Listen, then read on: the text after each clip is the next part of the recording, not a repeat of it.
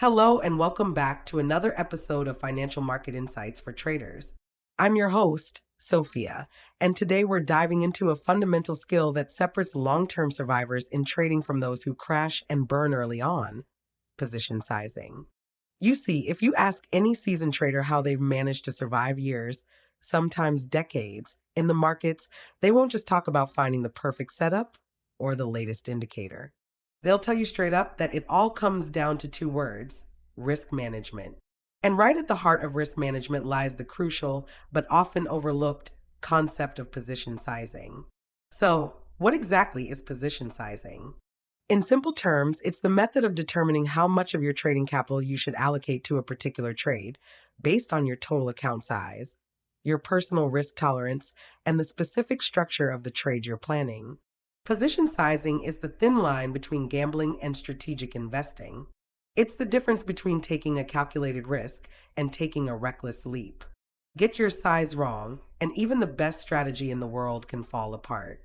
Get your size right, and you can endure losing streaks, market shocks, and unpredictable volatility, all while keeping your capital intact and your emotions under control.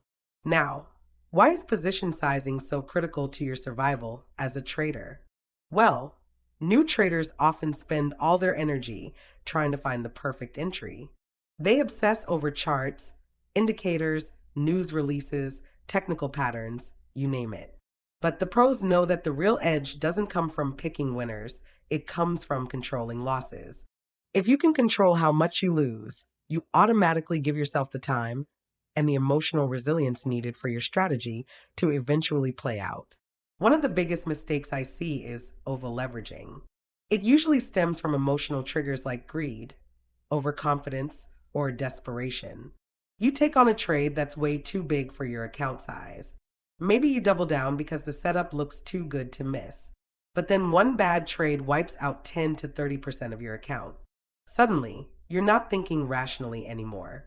You're chasing losses, taking even bigger risks, trying desperately to recover what you lost. A second bad trade follows, and before you know it, you're down 50% or more. Now, the math of recovery becomes brutal, because to recover from a 50% drawdown, you need to double your remaining account balance. It's not impossible, but it's a mountain most people can't climb. That's why correct position sizing is your safety net. It's not just about managing individual trades. It's about giving yourself enough room to survive the natural ups and downs of the market. One very popular guideline, which I highly recommend for new and intermediate traders alike, is the 1 to 2% rule. Simply put, you should risk no more than 1 to 2% of your account balance on any single trade. Not invest 1-2%, risk 1 to 2%. There's a big difference. You might put $1,000 into a trade, but with a smart stop loss in place, your maximum loss could still be capped at just $20 or $30 if you're following the rule properly. For example, imagine you have a $10,000 account. 2% risk means your maximum loss on any given trade should be no more than $200. If you identify a trade where your stop loss needs to be $4 away from your entry point, then you could buy 50 shares. If that stop gets hit, you lose $200, which is 2% of your total account. It's manageable. It doesn't destroy your mindset or send you into revenge trading mode. You live to fight another day. So, how do you actually calculate your position size? You only need three pieces of information: your account balance, the percentage you are willing to risk, and the distance between your entry and stop loss prices. The formula is simple. Position size equals account size times risk percent divided by stop loss in dollars. And if you don't want to do the math manually, there are excellent position sizing calculators available online that will do it for you in seconds. Now, position sizing without a stop loss is meaningless. Setting a stop loss is absolutely essential because it defines your maximum risk. For stocks, a good approach is to set your stop just below a recent support level or swing low. For Forex, many traders use the average true range indicator to account for market volatility and avoid getting stopped out prematurely. Ideally, you should never place stops at round numbers because these are often targeted by institutional traders and automated bots. If you want to get even more sophisticated, you can use volatility-based sizing. This means adjusting your position size based on the current market conditions. If the market is very volatile, you might widen your stop loss and reduce your position size to maintain the same dollar risk. If the market is calm, you can afford a tighter stop and a slightly larger position. Indicators like the ATR, average true range, are extremely useful for this. Another thing to watch out for is correlation risk. Suppose you have 3 open trades and they all move in sync with the SP 500. Even if you size them separately, in reality, you're exposed to the same risk multiple times. That's why diversification isn't just about holding different assets. It's about making sure your trades aren't all affected by the same market movements. And let's not forget the dangers of leverage.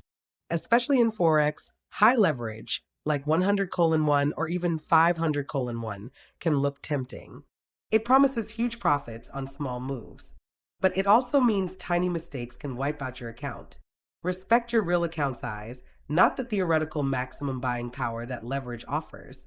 If you're new to trading Forex, stick with very low leverage until your skills and discipline are rock solid.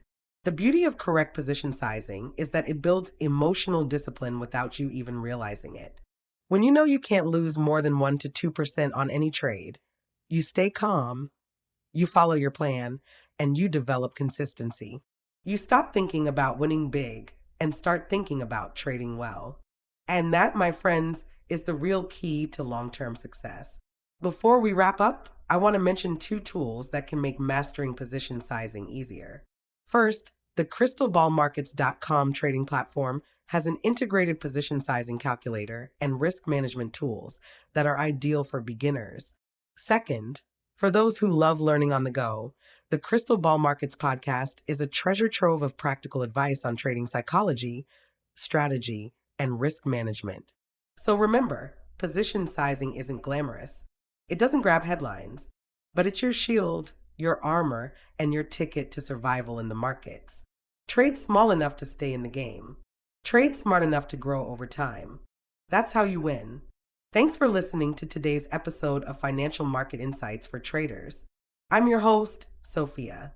Stay disciplined, stay consistent, and above all, stay smart. Until next time, happy trading.